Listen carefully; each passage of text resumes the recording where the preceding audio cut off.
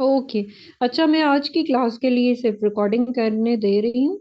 आपने बाकी क्लासेस में अगर किसी ऑन द होल अगर सबका कोई जेन्युइन इशू है तो तब मैं रिकॉर्डिंग उस दिन अलाउ करूंगी, वैसे मैं रिकॉर्डिंग अलाउ नहीं करूंगी, क्योंकि अगर मैंने रिकॉर्डिंग अलाउ कर दी तो तुम में से आधे बच्चे तो वैसे ही चले जाएंगे। ठीक है। वो कहेंगे अगर पक्की पकाई चीजें हमें मिल रही हैं तो हमें क्या जरूरत है क्लास में जाने की। ठीक है। तो आप लोगों को मैंने सिर्फ आज के लिए सर के कहने पे रिकॉर्डिंग अलाउ की है। क्लियर हो गया जी। अच्छा जी।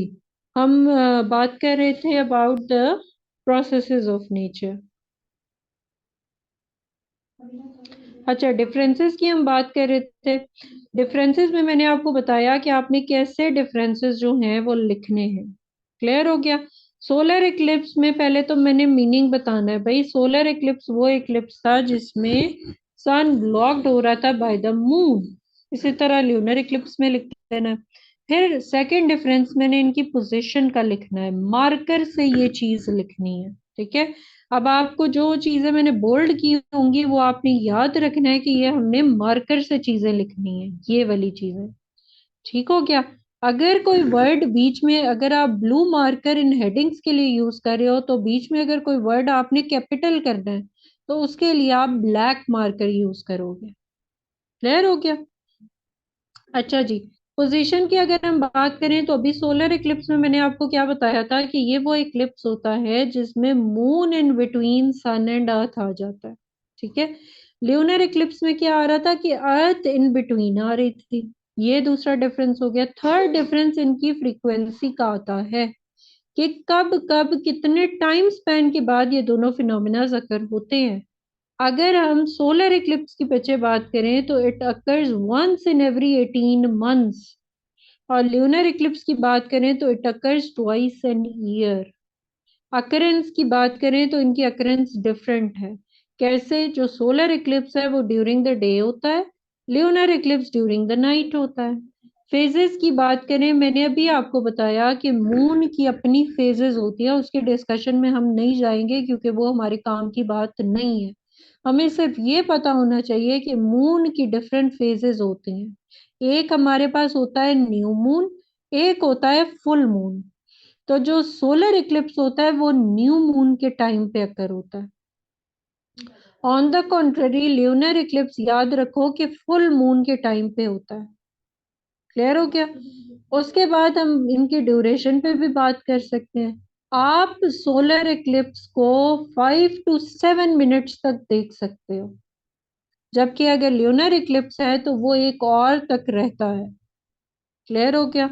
अपेयरेंस की अगर हम बात करें तो सोलर इक्लिप्स कुछ प्लेसेस में आप सिर्फ देख सकते हो, ल्यूनर इक्लिप्स बहुत सारी प्लेसेस में आपको विजिबल होता है। ठीक है। अपेयरेंस अच्छी जो हेडिंग होती है वो इनकी विजिबिलिटी भी आ सकती है। क्लियर हो गया। तो क्या पूछेगा सवाल भाई, सोलर इक्लिप्स और ल्यूनर इक्लिप्स में डिफरेंस बता दो। ठीक है। या टाइप ऑफ इक्लिप्स हमें बता दो।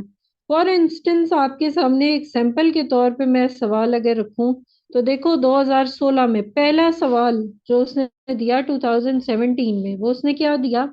उसने कहा differentiate between the occurrence of solar and lunar Eclipse. यही सवाल मैंने मॉक पेपर में दिया।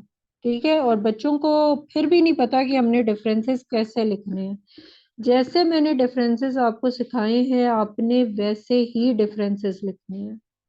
क्लियर हो गया जी। उसके बाद सेकंड सवाल देख लो जो हमारा आया है 2018 में। क्या सवाल वो देता है? वो कहता है explain the formation of lunar Eclipse, यानी फॉर्मेशन या टाइप से वो बाहर ही नहीं निकलता। तो आपने ये क्वेश्चन अपना तैयार करना है 5 नंबर के हिसाब से। CSS 2018 में उसने क्या पूछा? Explain the formation of lunar Eclipse. ठीक हो गया। 2007 में उसने पूछा था explain the formation of solar Eclipse, यानी वो ऑल्टरनेट करके दे रहा है, कभी सोलर पूछ रहा है, कभी लूनर पूछ रहा है, कभी उनके डिफरेंस पूछ रहा है।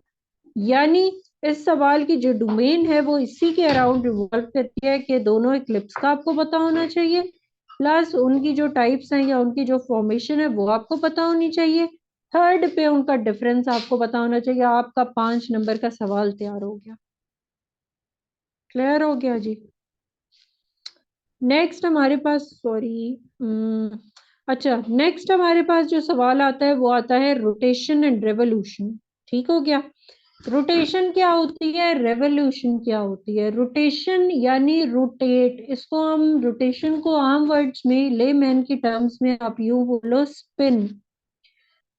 फॉर इंस्टेंस अगर मेरे पास एक फुटबॉल है और मैंने उसको अपनी फिंगर के अराउंड रोटेट किया है, ठीक है, फिंगर पे रख के मैंने उसको रोटेट किया है, तो वो उसका जो एक्सिस बन रहा है फुटबॉल का, वो मेरी फिंगर है। ठीक है। इसी तरह हम अर्थ को कहते हैं कि ये रोटेट कर रही है अराउंड इट्स ओन एक्सिस।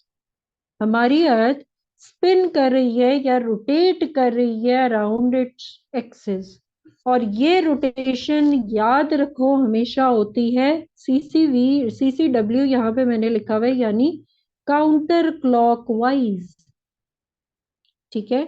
हमारी ये जो अर्थ है, that rotate in counter clockwise direction. और ये रोटेट भी कैसे करती है, फ्रॉम वेस्ट टू ईस्ट करती है।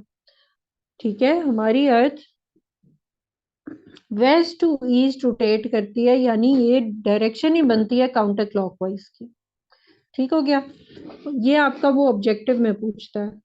उसके बाद वो रोटेशन का पीरियड पूछ देता है कि अर्थ अपने एक्सिस के अराउंड रोटेट करने में कितना टाइम लेती है, यानी एक टर्न या एक स्पिन कंप्लीट होने में अर्थ कितना टाइम लेती है। Take 23 hours 56 minutes and 24 seconds। ठीक है। ये आपको याद रखना पड़ेगा ऑब्जेक्टिव के लिए भी, और जब इस पे नोट आए तब भी आपको याद रखना पड़ेगा, क्योंकि ये डिफरेंस में भी आता है। क्लियर हो गया। अब मैंने कहा कि अर्थ अपने एक्सिस के अराउंड रोटेट कर रही है in counter clockwise direction from west to east. ठीक है। तो इस रोटेशन की वजह से, अर्थ की रोटेशन की वजह से क्या क्या इफेक्ट्स कॉज होते हैं हमारे नेचर में, हमारी इन्वायरमेंट पे, हमारे टाइम पे, क्या क्या असरात इस रोटेशन की वजह से कॉज होते हैं। पहला जो हमारे पास इफेक्ट पहला जो हमारे पास इफेक्ट अर्थ की रोटेशन की वजह से बच्चे कॉज होता है, that is day and night. ठीक है। दिन और रात, रात और दिन का आना जाना हमारे पास अर्थ की रोटेशन की वजह से कॉज होता है। क्यों? क्योंकि जब अर्थ अपने एक्सिस के अराउंड रोटेट कर रही होती है, तो उसकी वजह से क्या होता है कि वो पार्ट जो सन से एक्सपोज हो जाता है, वहां पे सनलाइट पड़ती है तो वहां पे दिन होता है। दूसरा पार्ट जहां पे सनलाइट नहीं पड़ रही होती, वहां पे होती है नाइट। क्लियर हो गया। ये क्यों होता है? क्योंकि अर्थ अपने एक्सिस के अराउंड कॉन्टिन्यूसली रोटेट कर रही है।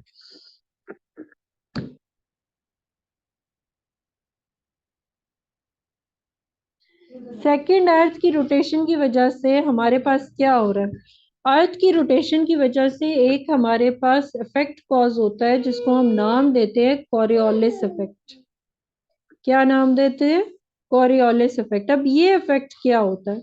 अच्छा, ये आपने इंश्योर करना है कि जब GSA का पेपर अटेम्प्ट करे हो तो साइंस वाली टर्मिनोलॉजीज यूज करनी है। ठीक है। साइंस वाली टर्मिनोलॉजीज आपने यूज करनी है, लगे कि ये साइंस का पेपर है। ठीक है।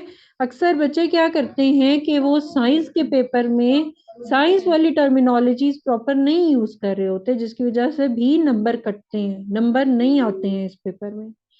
आप जब ऐसी टर्मिनोलॉजीज, अब देखो कॉरियोलिस इफेक्ट प्योर साइंस की टर्म है। ठीक है। तो इस टर्म की वजह से वो आपको नंबर देगा, उसको अंदाजा होगा कि ये बच्चा पढ़ के आया। ठीक है। अच्छा, कॉरियोलिस इफेक्ट क्या होता है? ये मेरी बनती है सेकंड सब हेडिंग। इस इफेक्ट के थ्रू क्या होता है कि देखो, अर्थ अपने एक्सिस के अराउंड हो रही है रोटेट। अर्थ अपने एक्सिस के अराउंड कर रही है रोटेट। इस रोटेशन की वजह से जो हमारे पास एयर है, ठीक है, एयर भी कॉन्टिन्यूस मोशन में है ना, स्टैटिक तो नहीं है। एयर की मूवमेंट और वाटर की मूवमेंट अपने पाथ से कर्व्ड हो जाती है। ठीक है।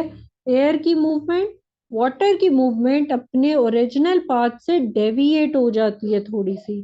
इस डेविएशन को, ये जो अपने पाथ में होती है उनके, इस डेविएशन को हम बोलते हैं दिस इज कॉरियोलिस इफेक्ट। ठीक है, ये किस वजह से कॉज होता है? ये एक फोर्स उन चीजों पे लग रही है, एयर के पैटर्न में उसके पाथ को डेविएट करने में एक फोर्स लगती है बच्चे, उस फोर्स को हम बोलते हैं कॉरियोलिस फोर्स। क्लियर हो गया? तो रोटेशन ऑफ अर्थ की वजह से दूसरा इफेक्ट कौन सा कॉज होता है? Coriolis force. थर्ड इफेक्ट कौन सा कॉज होता है? अब थर्ड हमारे पास जो इफेक्ट होता है वो उसको हम बोलते हैं टाइडल फिनोमिना। टाइडल फिनोमिना क्या होता है? देखो, ये जो हमारी rise and fall of tides हो रहा है ओशन में, ओशन में ये जो rise and fall of tides होता है, this is because of the gravitational pull. ठीक है, ग्रेविटेशनल पुल है मून और सन का ऑन द अर्थ सरफेस। इस ग्रेविटेशनल पुल की वजह से हम कहते हैं ये जो टाइड है ये राइज भी करती हैं, ये फॉल भी करती हैं। क्लियर हो गया? तो ये अर्थ की रोटेशन का इफेक्ट है। थर्ड हमारे पास आ जाता है अर्थ की शेप। ठीक हो गया? अर्थ की शेप की अगर हम बात करें तो अर्थ की शेप एक प्रॉपर सर्कल नहीं है। ठीक है, अर्थ की शेप अगर हम देखें तो अर्थ की शेप एक प्रॉपर सर्कल नहीं है। ठीक है, जिसकी वजह से हम कहते हैं हमारी जो अर्थ है वो फ्लैट है पोल्स की तरफ, और बीच में एक बल्ज है। ठीक है, बीच में एक बल्ज है और पोल्स की तरफ से वो फ्लैट हो गई है। ठीक हो गया? इसकी वजह से ये इफेक्ट जो है अर्थ का, अर्थ की शेप का और उसका एंगल का, ये हम कहते हैं अर्थ की रोटेशन की वजह से है। ठीक हो गया? उसके बाद हमारे पास सेकंड जो फिनोमेना आता है that is about revolution. Revolution क्या होती है? रोटेशन तो भाई हो गई कि अर्थ अपने एक्सिस के अराउंड स्पिन कर रही है या रोटेट कर रही है कॉन्टिन्यूसली। ठीक हो गया? रेवोल्यूशन का क्या मतलब है? हमें पता है कि अर्थ रिवॉल्व्स अराउंड सन। ठीक है, अर्थ जब सन के अराउंड रिवॉल्व कर रही है तो वो अर्थ रिवॉल्व कर रही है इन सर्कुलर ऑर्बिट। उसका जो ऑर्बिट है that is a circular orbit, counter clockwise है। ठीक है, उसके बाद हमारे पास आ जाता है कि अर्थ की जो रेवोल्यूशन है वो कितने टाइम में एक रेवोल्यूशन कंप्लीट होती है? दैट इज वो टाइम पीरियड है 365 days, 5 hours and 48 minutes and 46 seconds। ठीक हो गया? तो ये हमारे पास की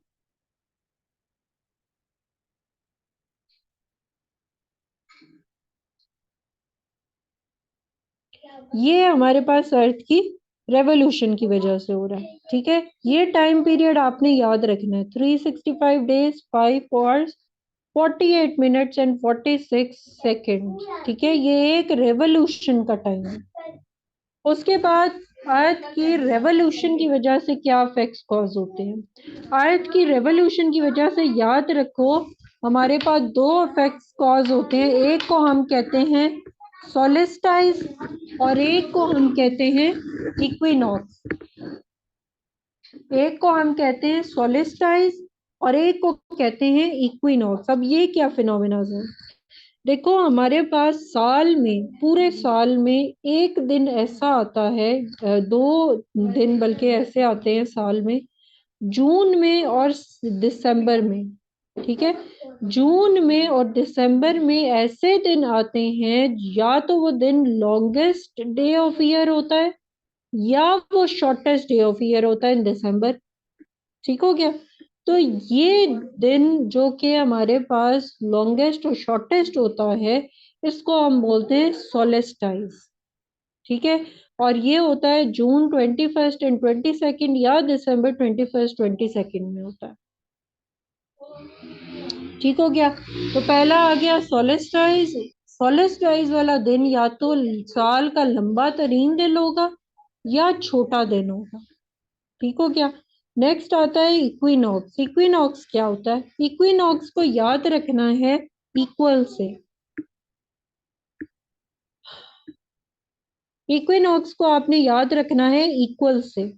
इक्वल का क्या मतलब है? क्योंकि ये एक लैटिन वर्ड है तो लैटिन वर्ड यही कहता है कि ये इक्वी मतलब इक्वस से निकला है इक्वल, और नॉक्स का मतलब होता है नाइट। यानी ये ऐसा दिन होगा जब हमारे पास डे और नाइट की सेम लेंथ होती है। ठीक है, दिन और रात इक्वल लेंथ के होते हैं, और ये मोस्टली 21 मार्च या 23 सितंबर में होता है। ठीक है, 21 मार्च और 23 सितंबर में होता है। क्लियर हो गया। तो सीजन्स में हमारे पास ये चीजें आ जाएंगी कि सीजनल चेंज हमारी अर्थ का क्यों हो रहा है, कि हमारी अर्थ का ऑर्बिट जो है वो टिल्टेड है 23.5 पे। ठीक हो गया, जिसकी वजह से यानी ये हमारी अर्थ का एक्सिस बनता है। एक्सिस कहाँ पे बनना चाहिए अर्थ का, सॉरी, ये हमारी अर्थ है फॉर इंस्टेंस, तो ये बीच में एक्सिस बनना चाहिए क्योंकि ये इक्वेटर है। लेकिन हमारी अर्थ का एक्सिस यूं होता है, इट्स अ टिल्टेड एक्सिस। और ये टिल्ट क्यों होता है, यहाँ से यहाँ तक 23.5 डिग्री। ठीक है, ये टिल्ट है हमारी अर्थ का। अर्थ का ऑर्बिट थोड़ा सा टिल्टेड है at an angle of 23.5 degree. ठीक हो गया, जिसकी वजह से हम ये भी बोलते हैं कि जो अनइक्वल सन से रेडिएशन आ रही होती है वो अनइक्वली हमारी अर्थ पे पड़ रही होती है, कुछ पार्ट पे पड़ रही होती है, कुछ पार्ट पे नहीं पड़ रही होती। क्लियर हो गया जी। तो आपके पास ये दो फिनोमिना, सेकंड फिनोमिना आ जाते हैं अबाउट प्रोसेसेस ऑफ नेचर में। अब इसके सवाल देख लेते हैं कि कौन सा सवाल आया हुआ है। पहला सवाल जो सीएसएस के पेपर में आया 2017 में आया, क्या उसने पूछा है, सिंपल टू द पॉइंट सवाल उसने पूछा है। उसने पूछा है briefly explain what effects are produced due to rotation and revolution of earth. ठीक है। पहले तो आपने बताना है रोटेशन क्या होती है, affects produce due to rotation, नीचे लिख दिए, लिस्ट डाउन कर दिए स्मॉल सब हेडिंग्स बना के। सेकंड पे आएगी रेवोल्यूशन। पहले बताओ रेवोल्यूशन क्या होता है, कितना टाइम पीरियड होता है एक रेवोल्यूशन को कंप्लीट करने के लिए। नीचे उसकी आपने दे देनी है effects, effects cause due to the revolution of earth. ठीक हो गया, आपका 5 नंबर का सवाल कंप्लीट। ठीक है, ये 5 नंबर का सवाल है। क्लियर हो गया, ये हमारे पास सवाल सीएसएस के पेपर में आया हुआ। इसके अलावा ये वाले टॉपिक से आपने ये सवाल तैयार कर लेना। थर्ड जो फिनोमेना आता है प्रोसेसेस ऑफ नेचर में, वो आता है वेदर और क्लाइमेट का। अक्सर इंटरव्यू में, ठीक है, आप इंटरव्यू जब देने जाते हो तो वो आपसे कोई स्पेसिफिक किसी डोमेन के बारे में सवाल नहीं पूछते, वो आपसे रैंडम ऐसे सवाल पूछते हैं। ठीक है, तो आपके इंटरव्यू का ये सवाल है कि उसने पूछा था difference between weather and climate. ठीक है, what is the difference between a weather and climate. ठीक है, तो आपको ये डिफरेंस पता होना चाहिए। वेदर की जब भी बात होती है, ठीक है, वेदर की जब भी बच्चे बात होती है तो वेदर याद रखो, it is the short term changes in the atmosphere. आपकी एटमोसफेयर में जो शॉर्ट टर्म चेंजेस हैं, जैसे कभी दिन का टेम्परेचर का डिफरेंस जो आ जाता है उसको हम वेदर कहते हैं। ठीक हो गया, तो इस चीज को, कहीं कभी आपके दिन में बारिश हो रही है, कभी सनी है, कभी ह्यूमिडिटी ज्यादा है, ये चीजें आती हैं आपके वेदर में। वेदर कलेक्टिवली चेंज कॉज करता है एक रीजन की क्लाइमेट में। ठीक है, तो क्लाइमेट एक थोड़ी सी ब्रॉड टर्म है। इसका मतलब होता है कि जब हम वेदर के वेरिएबल्स को कंबाइन करते हैं तो तब हम उसको बोलते हैं कि ये क्लाइमेट है। ठीक हो गया, तो क्लाइमेट क्या है, it is the average atmospheric conditions over the long period of time. Decades के लिए आप लेते हो, it's not 3 years, it's 30 years. ठीक है, एक डेकेड के लिए जो आप चेंजेस काउंट करते हो एक रीजन की, उससे आपको उस रीजन की क्लाइमेट का पता चलता है। क्लियर हो गया जी। अच्छा, अब हमारे पास जितनी वेदर में वेरिएशंस आएंगी, ठीक है, वेदर में जितनी वेरिएशंस आएंगी वो उस रीजन के ऐसे पैरामीटर्स होंगे जो ओवरऑल उस रीजन की क्लाइमेट को डिस्क्राइब करेंगे। ठीक हो गया, वेदर वेरिएबल्स में सबसे पहला वेरिएबल आ जाता है ग्लोबल टेम्परेचर, देन आता है प्रेशर, देन आता है सर्कुलेशन। सर्कुलेशन की जगह आपने पहले लिख देना है एयर सर्कुलेशन, या एयर सर्कुलेशन स्लैश ऑब्लिक डाल के आप आगे लिख सकते हो। देन है प्रेसिपिटेशन। प्रेसिपिटेशन की फॉर्म में भी वेदर वेरिएबल्स अफेक्ट करते हैं, एंड ह्यूमिडिटी। तो ये हमारे पास 5 वेदर वेरिएबल्स हैं जो किसी भी रीजन की क्लाइमेट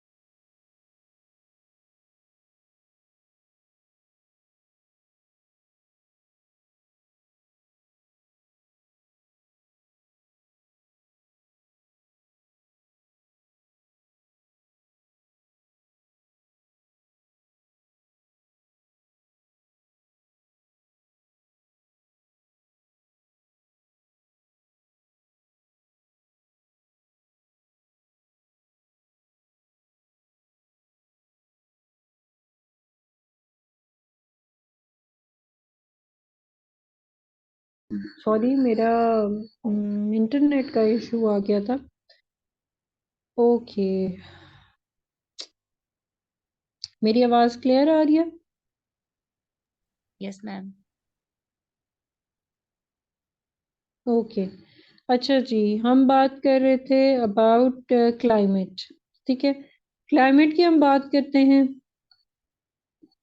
क्लाइमेट और वेदर में हमें डिफरेंस पता होना चाहिए। ठीक है, अब इनका डिटेल्ड जो डिफरेंस है वो हम एक बार स्टडी कर लेते हैं। सबसे पहले तो आपको डिफरेंस लिखने का तरीका मैंने आपको बता दिया।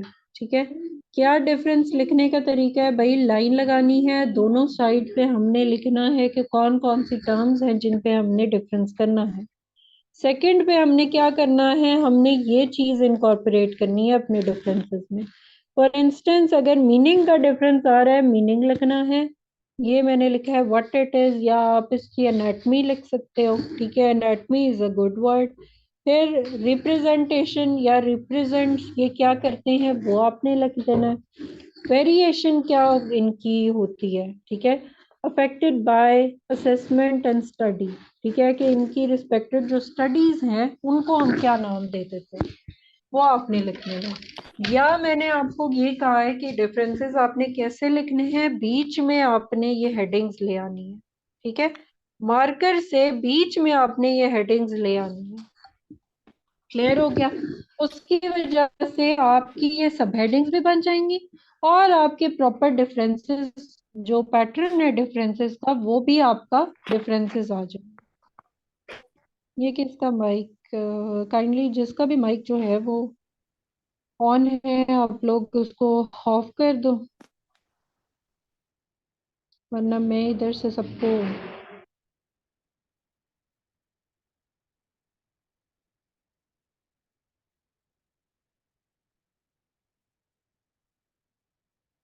Okay, okay. नाउ डिफरेंसेस में सबसे पहले मैंने इनका मीनिंग लिखा है। देखो, आपको डिफरेंसेस भी बने बनाए मिल रहे हैं, आपको सर्च करने की कहीं से जरूरत नहीं है। वेदर का पहला डिफरेंस क्या आता है, इनका मीनिंग। पहले बताओ कि वेदर जो है वो एवरीडे एटमॉस्फेरिक कंडीशंस है। अगर आप गूगल पे अपना वेदर चेक करते हो, टुडे वेदर या डेट आप आगे लिखते हो, तो वो जो बता रहा होता है वो वेदर है। क्लाइमेट क्या है, जब आपकी average atmospheric conditions long period of time के लिए हम कैलकुलेट करेंगे, तो उसको हम बोलते हैं कि दिस इज क्लाइमेट। ठीक हो गया? इसके बाद जो वेदर होता है, weather minute by minute state of atmosphere, बारिश हो रही है वो वेदर है, टेम्परेचर हाई हो गया वो वेदर है। ठीक है, तो मिनट टू मिनट या सेकंड्स में जो चीजें चेंज हो रही है एटमॉस्फेयर की कैटेगरी में डाल देते हैं। लेकिन जब हम क्लाइमेट की बात करते हैं तो हमेशा याद रखना है कि it is the average weather conditions. ठीक हो गया? क्लाइमेट एवरेज वेदर कंडीशंस हैं एक पर्टिकुलर रीजन की over a long period of time. Clear हो गया? फिर इनकी वेरिएशन की आपने बात कर लेनी है कि वेदर कॉन्टिन्यूसली चेंज हो रहा है, क्लाइमेट कॉन्टिन्यूसली चेंज नहीं होती है। अफेक्टेड बाय का ये मतलब है कि कौन कौन से ऐसे फैक्टर्स हैं जो इन दोनों चीजों में चेंज कॉज करते हैं। जो हमारा वेदर है उसको आपने याद रखना है, उसके ऊपर इफेक्ट होता है टेम्परेचर का भी, ह्यूमिडिटी यानी नमी जो हमारी हवा में होती है उसका, एयर का प्रेशर कितना है वो, क्लाउडीनेस के, अभी क्लाउड्स हैं या गर्मी का मौसम है, क्या उस सूरत हाल है। उसके अलावा प्रेसिपिटेशन यानी बारिश हो रही है नहीं हो रही, ये हमारे पास सारी चीजें वेदर को डिटरमिन करती हैं। क्लाइमेट की अगर हम बात करें तो सिर्फ दो वेरिएबल्स, प्रेसिपिटेशन और टेम्परेचर, ये दोनों चीजें हमारी क्लाइमेट में चेंजेस को ट्रिगर करती हैं। उसके बाद वेदर की असेसमेंट हम शॉर्ट टर्म के लिए करते हैं, क्लाइमेट की हम लॉन्ग टर्म के लिए करते हैं, डेकेड के लिए, 30 इयर्स तक हम इसको करते हैं। उसके अलावा इनकी जो स्टडी होती है, जो वेदर को स्टडी करते हैं, उसको हम कहते हैं कि दिस इज मेट्रोलॉजी। ठीक है, ये पूरी साइंस है मेट्रोलॉजी की, क्योंकि लॉजी लग गया है। लॉजी आपको बता दूं, जिस भी उसके साथ लगता है वर्ड के, यानी ये कोई स्टडी है। क्लाइमेटोलॉजी, ठीक है, तो ये भी हमारे पास क्लाइमेट की स्टडी को हम बोलते हैं। क्लियर हो गया जी? तो इस तरह अगर डिफरेंसेस आपके पास आ जाते हैं वेदर और क्लाइमेट के बीच में, तो आपने ऐसे डिफरेंसेस लिखने हैं। ये कितने डिफरेंसेस हैं, आपने इसमें से जो पांच आपको इजीली याद हो सकते हैं वो पांच आपने निकाल के लिख लेने हैं। क्लियर हो गया जी? अब हम बात करते हैं वेदर वेरिएबल्स की, यानी कौन कौन से वेरिएबल्स हमारे पास वेदर को इन्फ्लुएंस करते हैं। पहला मैंने बात की ग्लोबल टेम्परेचर है। ग्लोबल टेम्परेचर रेगुलेट कौन कर रहा है हमारी अर्थ पे, दैट इज सन। सन जो है वो हीट भी प्रोवाइड कर रहा है, वो लाइट भी प्रोवाइड कर रहा है। ठीक है, इस हीट की वजह से हमारी जो ग्लोब का टेम्परेचर है वो डिटरमिन हो रहा है। क्लियर हो गया? अब जितने प्रोसेसेस हमारे इस अर्थ पे अकर हो रहे हैं, ये सारे प्रोसेसेस हमारी सोलर एनर्जी की वजह से रेगुलेट होते हैं। ठीक हो गया? अब एक और बात भी हम कहते हैं, हम कहते हैं यार ग्लोब पे, हमारी जो अर्थ है या ग्लोब है पूरा, इस ग्लोब में यूनिफॉर्म डिस्ट्रीब्यूशन ऑफ हीट नहीं है। ठीक है, non uniform distribution of heat है। इसकी वजह क्या है? वही वजह है, क्या वजह मैंने आपको बताई थी कि हमारी अर्थ का ऑर्बिट जो है वो टिल्टेड है, that is tilted at 23.5 degree. इस ऑर्बिट टिल्ट होने की वजह से हम कहते हैं non uniform distribution of heat है। यानी वो इलाके जहाँ पे सनलाइट पड़ती है वहां पे हो जाता है दिन, दूसरे इलाके जहां पे सनलाइट नहीं पड़ती वहां होती है नाइट। ठीक हो गया? So this is the phenomena of non uniform distribution of heat. अगर तो यूनिफॉर्म डिस्ट्रीब्यूशन हो तो सोलर रेडिएशंस बाकी इलाकों में भी आए जहां पे रात है, ठीक है, वहां पे भी पड़े, लेकिन ऐसा नहीं है। क्लियर हो गया? और ये non uniform distribution of heat हमारी ग्लोबल टेम्परेचर को रेगुलेट करती है। क्लियर हो गया? उसके बाद हमारे पास आ जाता है प्रेशर। प्रेशर क्या होता है? प्रेशर को हम कहते हैं P is equals to F divided by A. मतलब pressure is the force per unit area. कौन सी फोर्स, कौन लगा रहा है ये फोर्स? हम कहते हैं कि ये जो फोर्स एग्जर्ट कर रहा है ये मॉलिक्यूल्स एग्जर्ट कर रहे हैं। मॉलिक्यूल जो पर एरिया पे जो फोर्स एग्जर्ट कर रहे हैं उसको हम कहते हैं भाई दिस इज प्रेशर। क्लियर है? प्रेशर डिफरेंस कैसे आता है कि हम कहते हैं कि अ, हमारे पास जब हम ऊपर की तरफ ज्यादा हाइट पे मूव करते हैं तो प्रेशर की वेरिएशन स्टार्ट हो जाती है। इस प्रेशर वेरिएशन की वजह से आपने याद रखना है हमारे पास दो जोन्स बन जाते हैं। ठीक है, दो जोन्स बनते हैं, एक हमारे पास हाई प्रेशर जोन होता है और एक लो प्रेशर जोन होता है। ठीक है, एक हमारे पास हाई प्रेशर जोन होता है, एक लो प्रेशर जोन होता है। हमेशा जब ये वेरिएशन होती है, प्रेशर का डिफरेंस आ जाता है, तो मूवमेंट होती है मॉलिक्यूल्स की from high pressure towards the low pressure zone. ठीक है, हमारे पास मूवमेंट होती है from high pressure to low pressure. Clear है? तो ये जो प्रेशर का डिफरेंस है बच्चे, इसको हम नाम दे देते हैं प्रेशर ग्रेडियंट। ग्रेडियंट क्या होता है? ग्रेडियंट होता है चेंज। तो ये चेंज है ना प्रेशर का, एक जगह हाई प्रेशर है एक जगह लो प्रेशर है। ठीक हो गया? तो दिस इज प्रेशर ग्रेडियंट या ग्रेडियंट फोर्स भी हम इसको बोलते हैं। उसके बाद जो सेकंड, इसी में ही मैंने आपको जो पीछे अभी पढ़ाया कॉरियोलिस फोर्स। ठीक है, एयर अपनी मोशन में होती है, एयर जब मूवमेंट में होगी तो उसके पाथ में डिफ्लेक्शन होती है। ठीक है, अर्थ जो है उसकी स्पिनिंग की वजह से जब एयर मूव कर रही है, ठीक है, जब एयर मूव करती है तो वो अपने पाथ से डिफ्लेक्ट हो जाती है। ठीक है, उसकी एक अपेरेंट सी डिफ्लेक्शन हमें नजर आती है तो उसको हम कहते हैं कॉरियोलिस फोर्स। ठीक है, ये किसकी वजह से कॉज होती है? ये एक्चुअली प्रेशर डिफरेंस की वजह से कॉज होती है। क्लियर है जी? उसके बाद आ जाता है थर्ड वेरिएबल, हमारे पास आ जाता है प्रेसिपिटेशन। प्रेसिपिटेशन बच्चे क्या होता है? प्रेसिपिटेशन सिर्फ ये मत समझो कि भाई बारिश हो रही है तो दैट इज प्रेसिपिटेशन, वो भी है। इसके अलावा जब आप आजकल लाहौर में है, स्मोक का इशू है, ठीक है, this is also a form of precipitation. Fog, this is also a form of precipitation. Hedge, ये भी फॉर्म है प्रेसिपिटेशन की। ठीक है, तो लिक्विड प्रेसिपिटेशन को हमेशा हमने प्रेसिपिटेशन नहीं कहना, बल्कि अगर हम दूसरी फॉर्म में भी प्रेसिपिटेशन अकर हो रही है उसको भी हम प्रेसिपिटेशन की कैटेगरी में रखेंगे। क्लियर हो गया?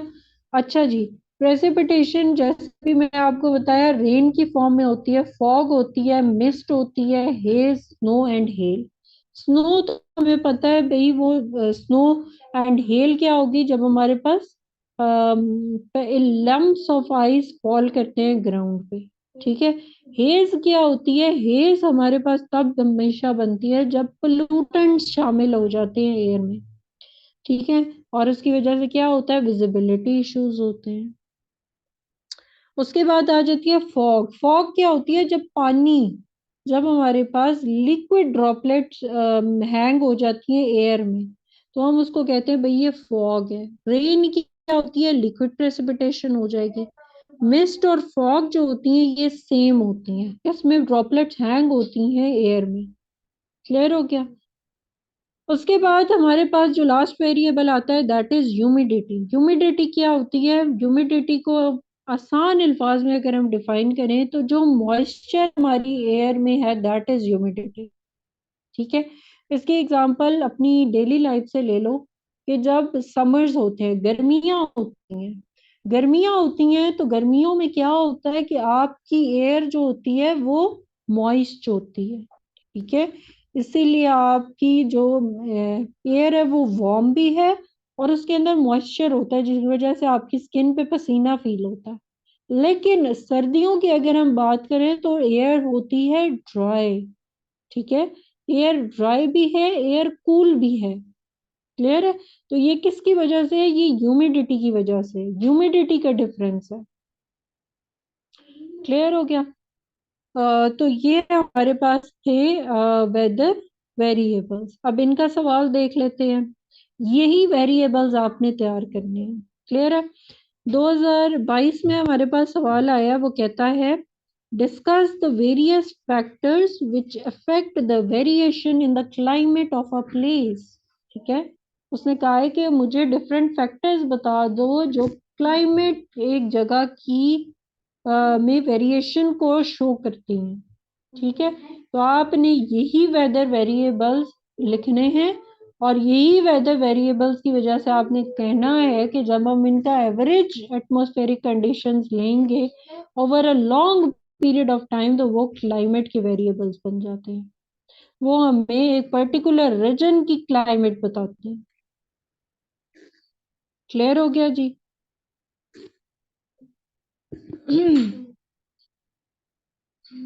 सो यहाँ से आपके कितने सवाल तैयार हो गए हैं? यहाँ से आज के आपके 5 सवाल तैयार हो गए हैं डिफरेंट पेपर्स के। ठीक है? आपने ये टॉपिक